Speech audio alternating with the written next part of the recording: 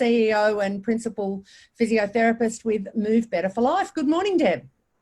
Good morning, Bron. How are you? I'm well, thank you. And you? Yeah, good. Lovely to be here. And fantastic to have you with us this morning. We are absolutely stoked. So, for those of you who are joining us for the first time, my name's Bronwyn Pearson. This is Deb Hunter from Move Better for Life.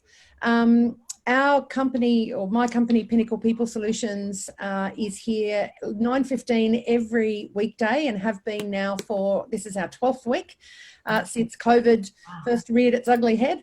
And we are up here each day with updates on new information and more detailed information about topics relating to staffing and business management. Last week in her Tuesday live stream, our consultant psychologist Jessica mentioned the expertise of Deb in terms of workstation ergonomics and some of the things as employers that we really need to be mindful of at the moment in terms of looking after the health and safety of our staff, no matter where they might be working for us.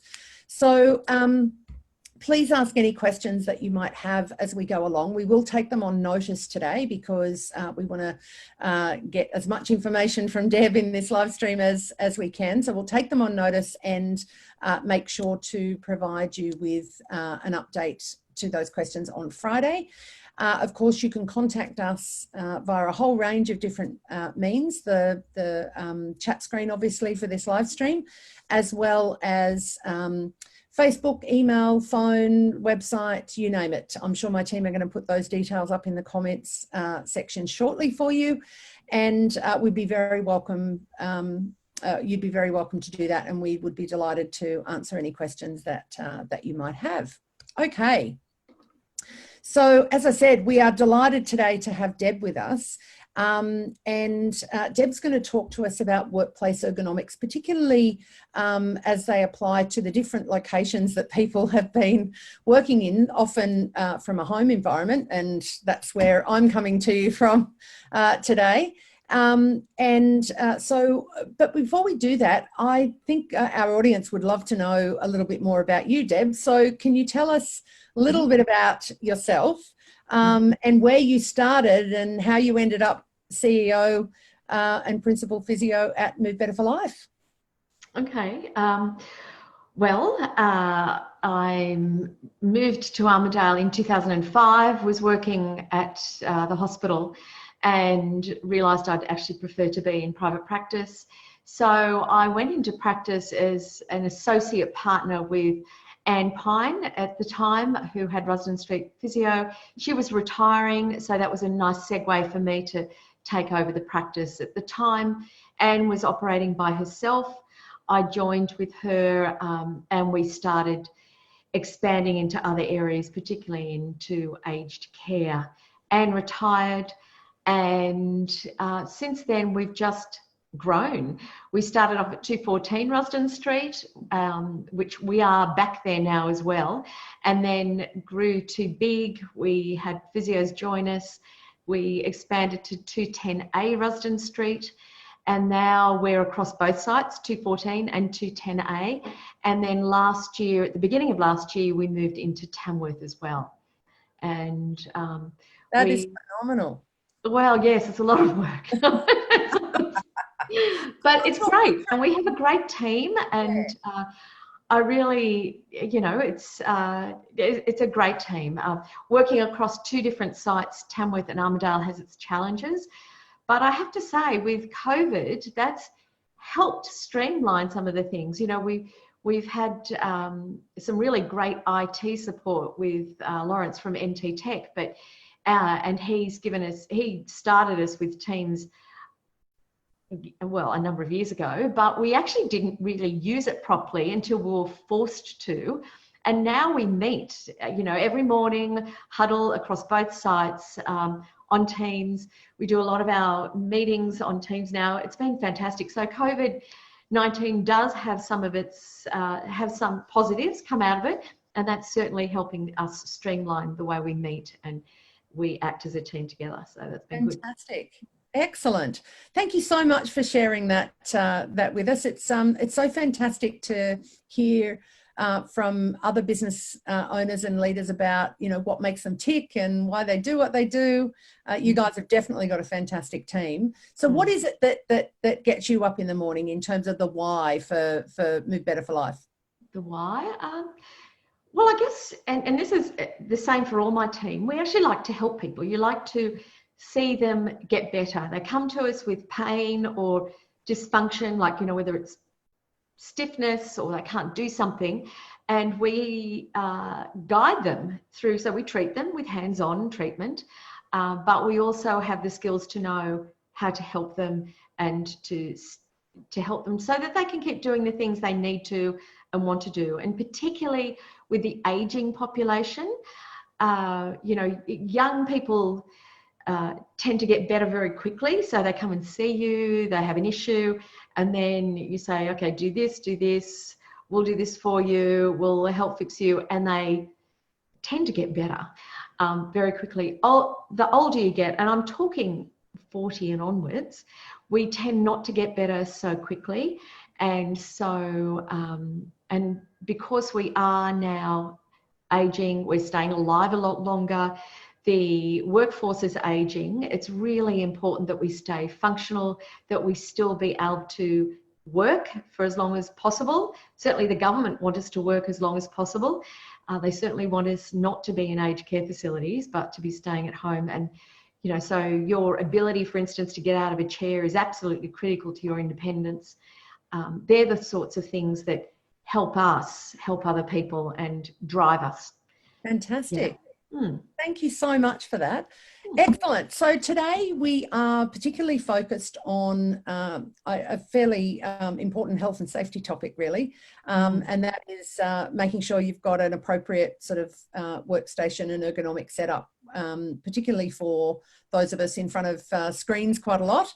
And so I know you are going to take us through what are some of the things, what are some of the issues that we're encountering during COVID, and also what are some of the symptoms that you're seeing that are presenting themselves, and the kinds of things that we can be doing both as business owners and as staff to make sure that we are you know, achieving what you've just talked about, that we're mobile, that that we're addressing any, you know, issues, hopefully getting ahead of them.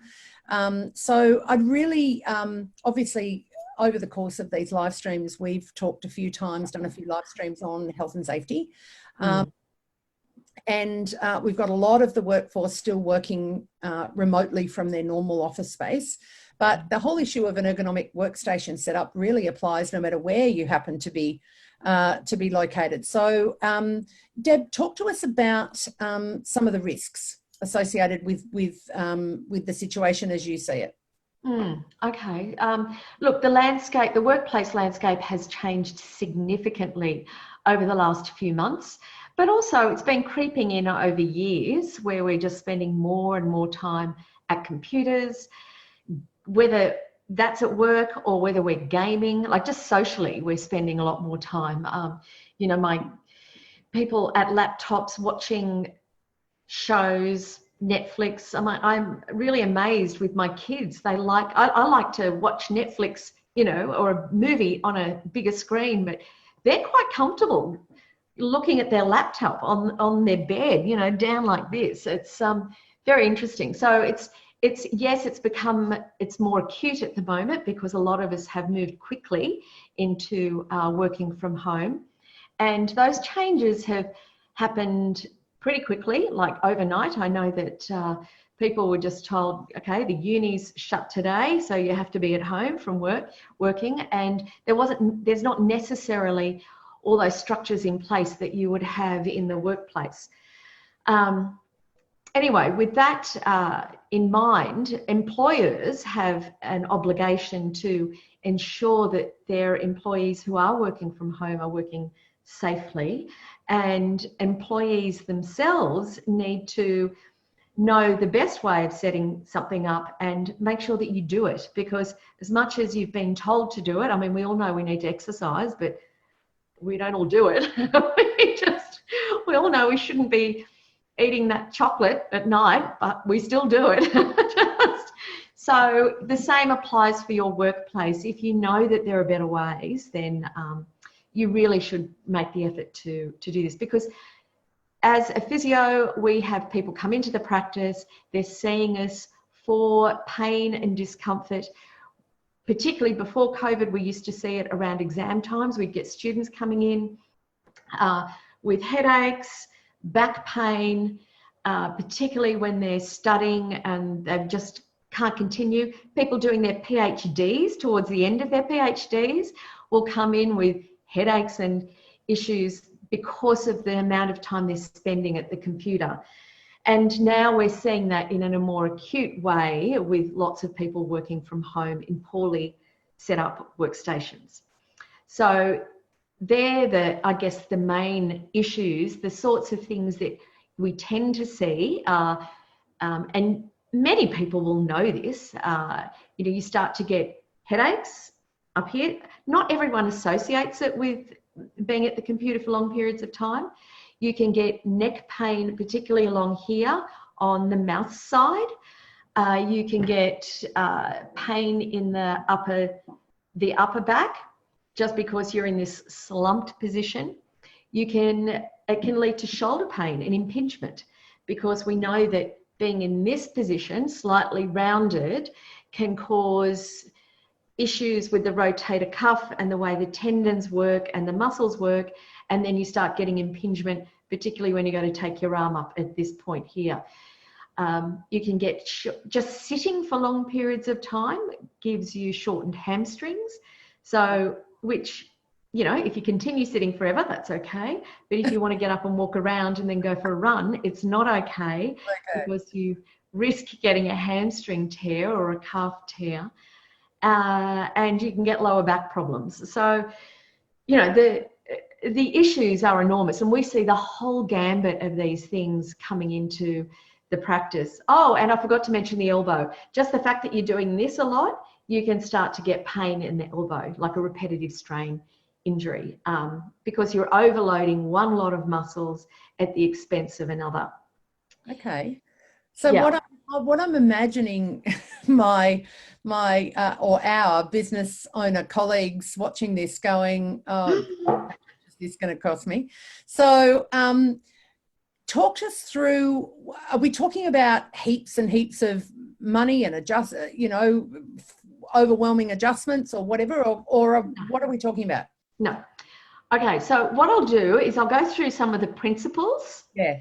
And they are principles, and they can be applied in any manner. We do have a handout that we can put up on the, it can be handed out. It's a diagram, actually, which sort of explains it all, whether you're in a standing workstation or a sitting workstation. So I'll just go through some of the things, just going back to the issues, and it will help you understand why you need what's the problem with your laptop being down here. Is that firstly, when you're at a computer for long periods of time, you have what we call increased sedentary behavior, or increased sitting, whether that's standing or sitting, by the way. And sedentary behavior, we know, is a problem. The World Health Organization have classified it as an issue, just sedentary behavior.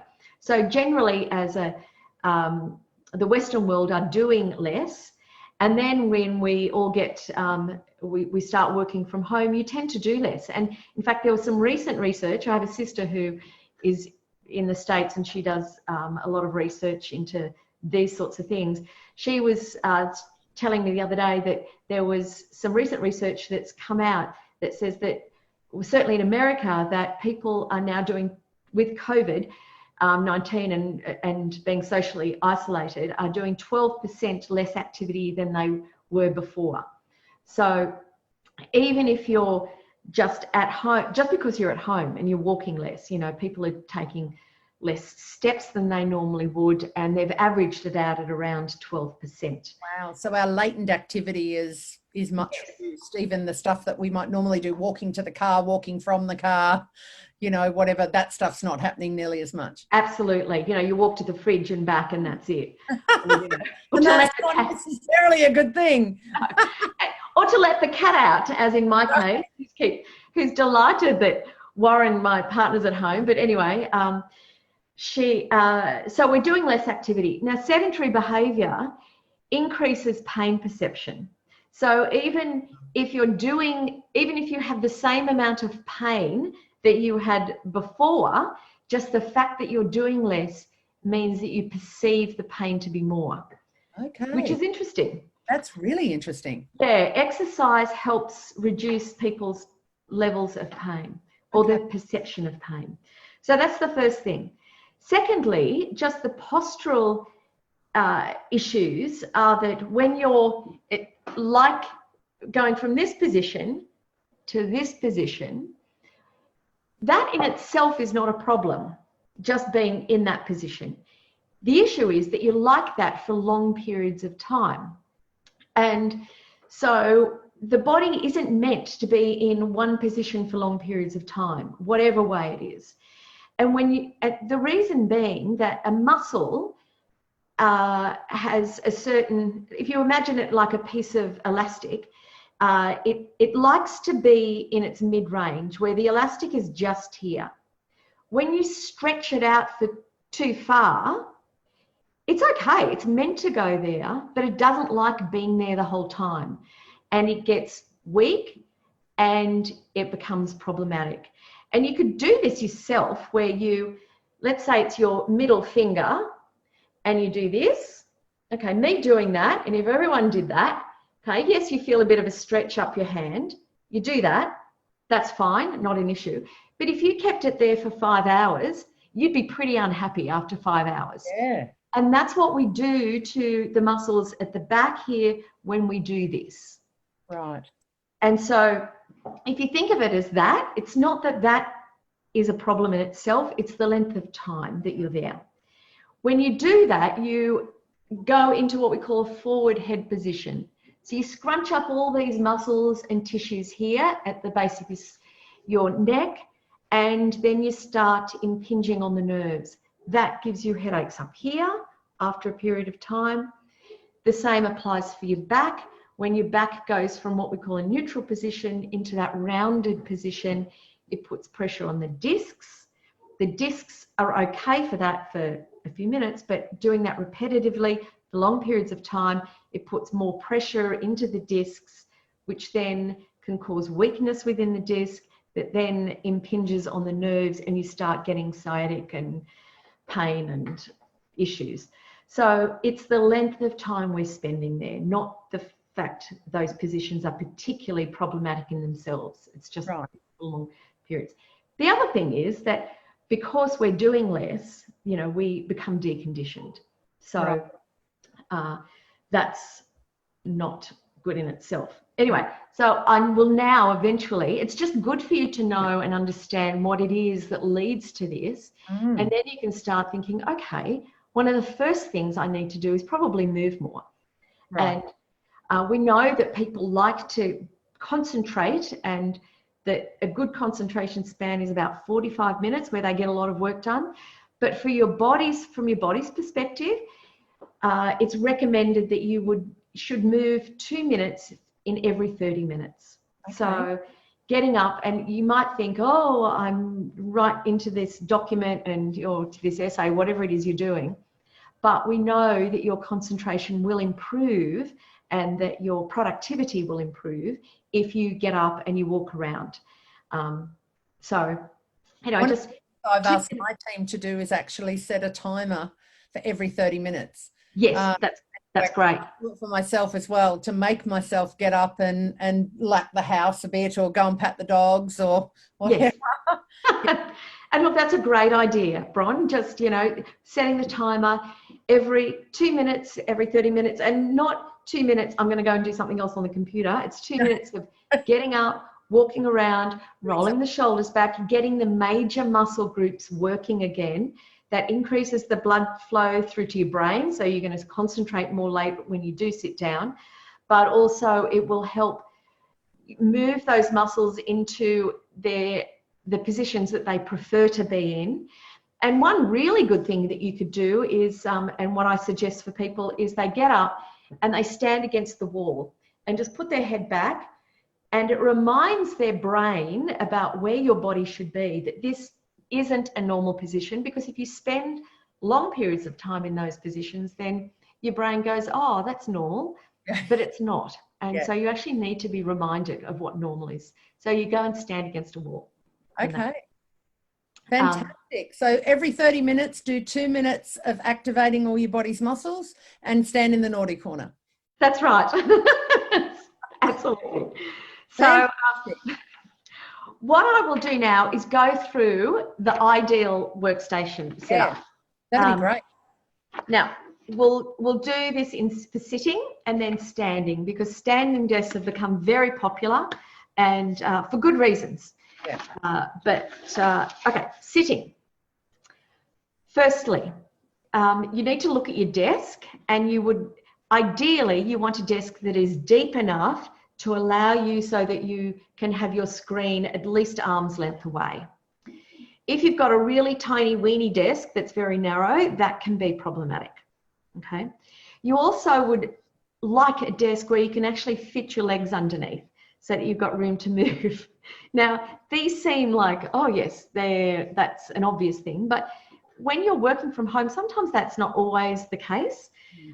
So you either you can put your desk on, I don't know, little lifts on little blocks, whatever it is you need to do, try and get a desk where you can actually fit your legs underneath, so that then you can get close enough to be typing and doing, setting up other things properly. That's the desk. We then go to the screen. The screen needs to be at least arm's length away. So when you put your arm out, you should be just touching the screen. All right, you don't want it too far away, because then that encourages this sort of behavior, and that's what we call forward head posture, and you get turtle stuck like that. Okay, and we don't want that. Then the screen also, it's ideal if the screen is tipped back a little bit, so that the top of the screen is just a few centimeters back, or even a centimeter back. So that's not upright, but just a little further back. It's just better for your eyes. And that the top of the screen is around eye level.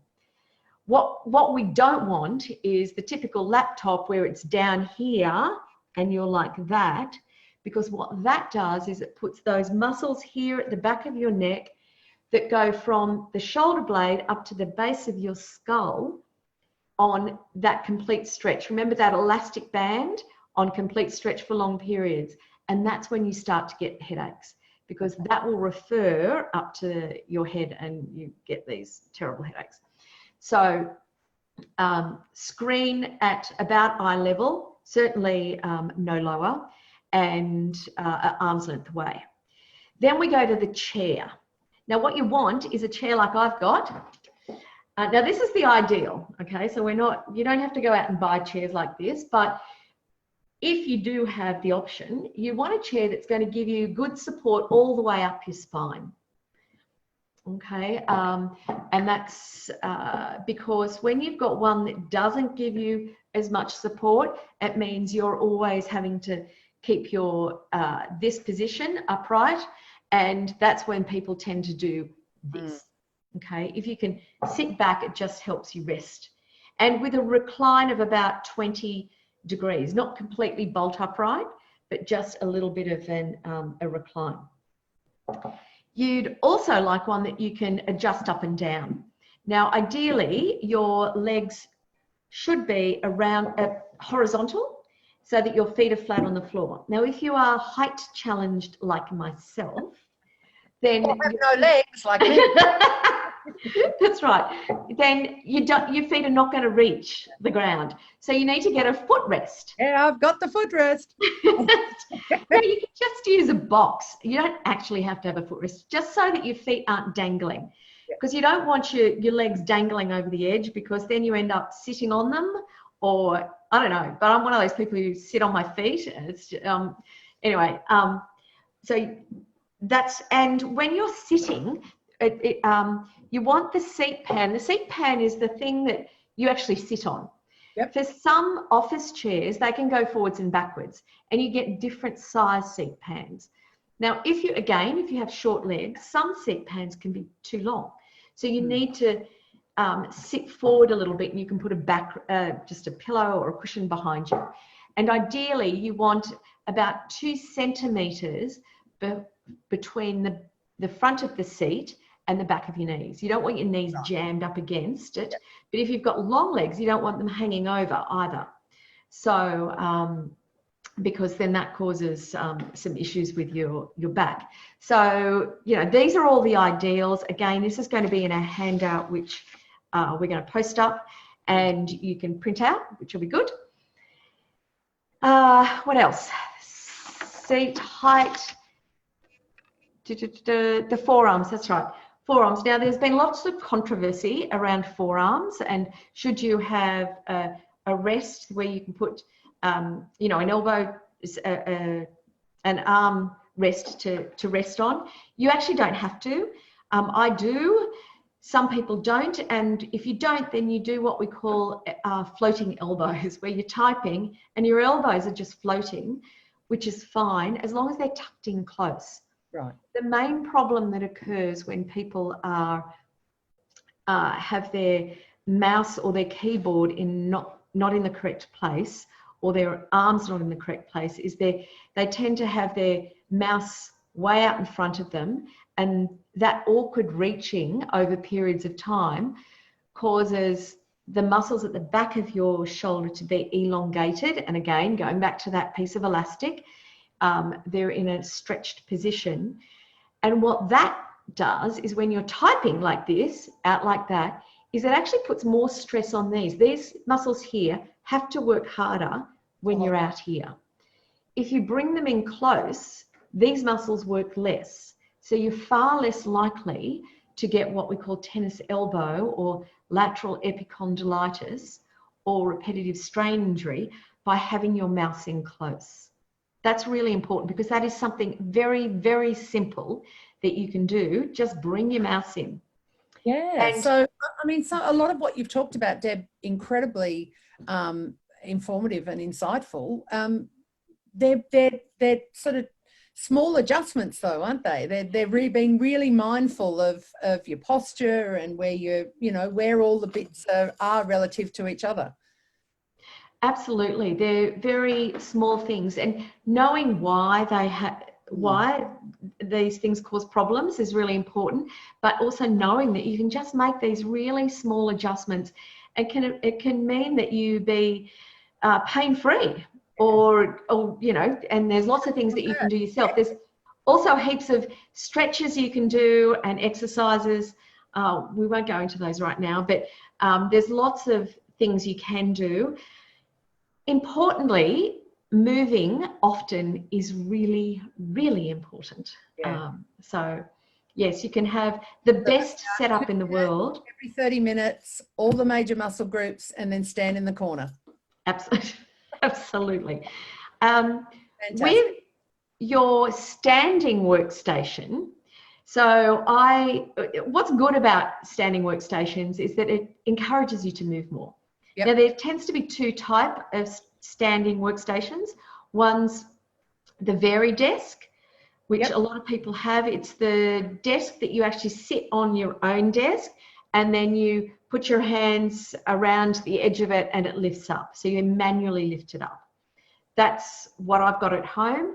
And then there's the other sort where the whole desk goes up, the electric desk, and I have that at work.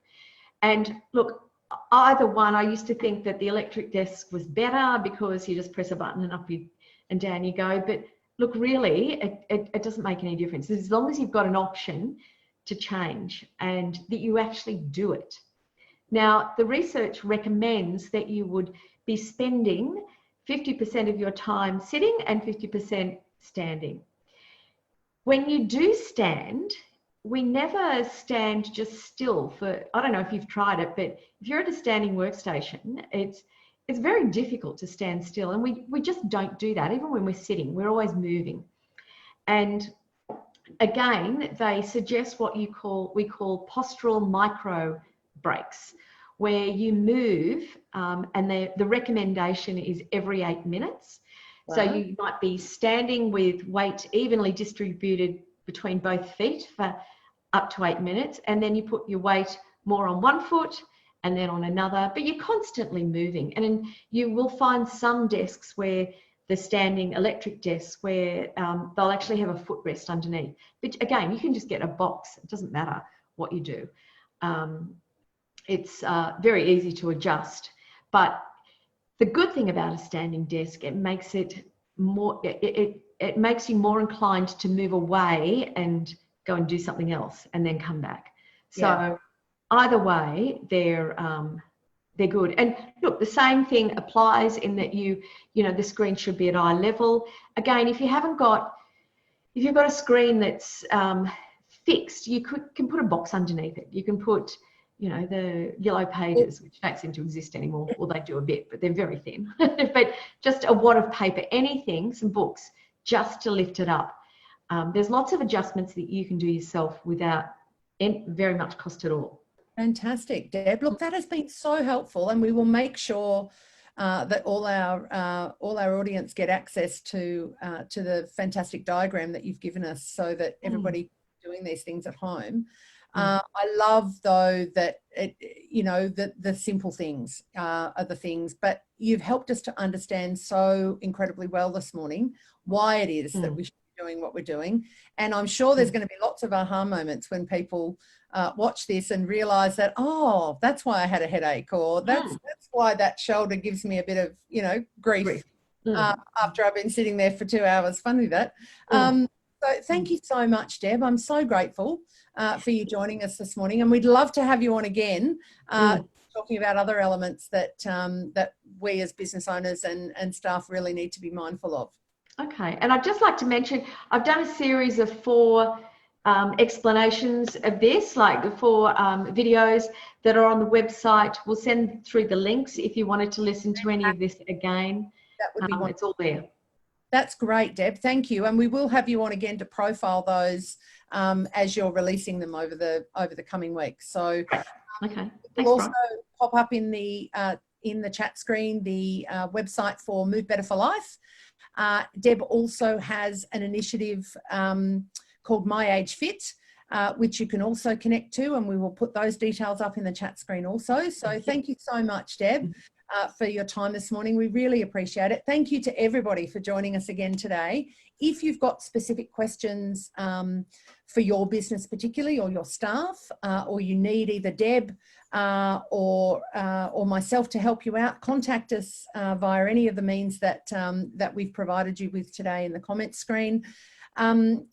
I look forward to you joining us again tomorrow. Tomorrow we have our HR officer, Gina McKenzie, and our recruitment consultant, Gretel Khan, who will be talking you through how to prep for recruitment and to develop your workforce. So it'll be exciting to tune into them tomorrow. I will see you again on Friday.